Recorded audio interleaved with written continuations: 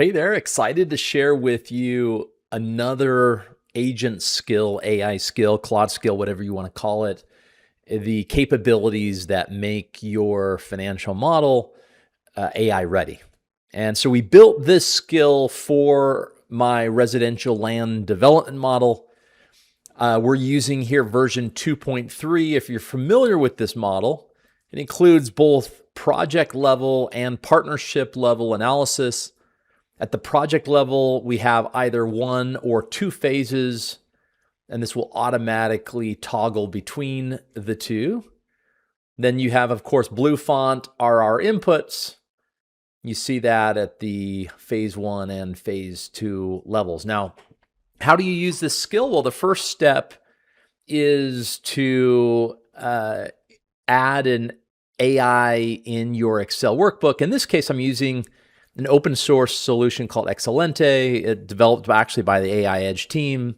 So our team built this add-in inside of Excel just to make these sorts of add-ins more accessible. But you can use this with Claude in Excel, ChatGPT in Excel, I think Shortcut and Index also support skills at this stage. If they don't now, they certainly will shortly.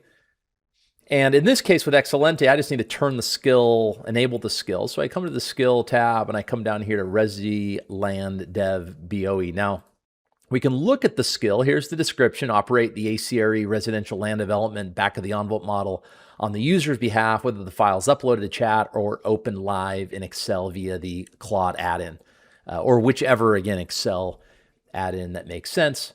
Here are the files that live within this skill. And then here, you kind of click through and see the different files. So that is the skill, and I'm just going to go ahead and enable it. With it enabled, we can just go ahead and kick it off. Now, what's cool about this add-in is you can choose the model that powers it. And so right now I'm using GPT 5.4. We could turn on right now. We're sitting here, end of May 2026, open. Opus 4.8 just came out. We could use that. It's going to be more expensive. I could use a open source model like a DeepSeek V4 Pro. That would likely be sufficient here, and it's going to be substantially cheaper.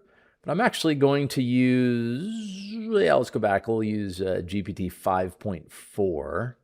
That's going to be a nice balance between cost and capability. So with that, I'll just go ahead and say, let's model a new residential land development deal. I can see it reasoning, enters plan mode, inspecting the workbook. So here it is, finding the skill. That's going to open the skill up here, load the skill, inspect the workbook. So it's going to look at both project and partnership level. That's part of the skill. Now, this creates a plan.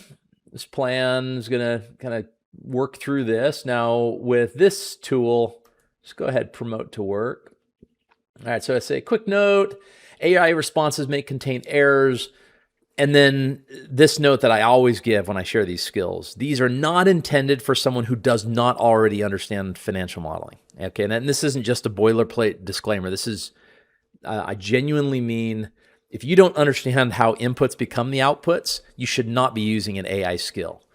And so this one assumes that you have that. Now, it then takes me through an interview. Okay, what role am I playing? The skill has 4 different roles: land developer, broker advisor to the developer, broker advisor to the seller or landowner, and a landowner. And in this case, let's just be, I don't know, a land developer. How many phases should it model? Let's just do a single phase. What level of partnership structure should I include? Let's include both. And then, do you already have the deal assumptions organized? Yes, I have the assumptions partially, or no, start from typical screening assumptions. Let's do this one. All right, so then we continue. Inspecting the workbook now. All right, so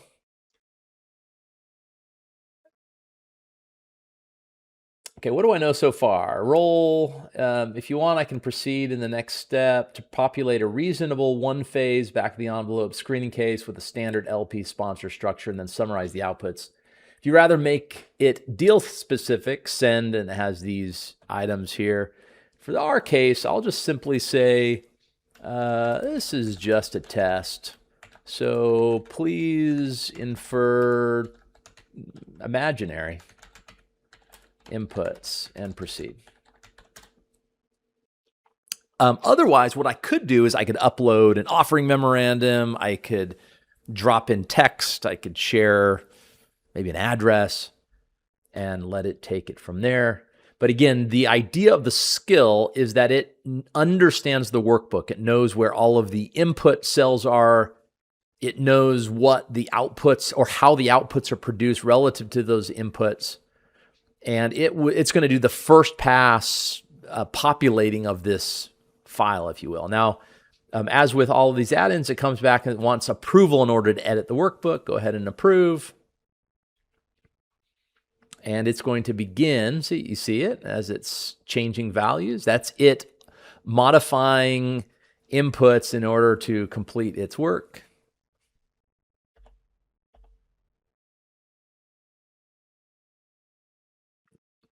All right, let's let it do its thing here.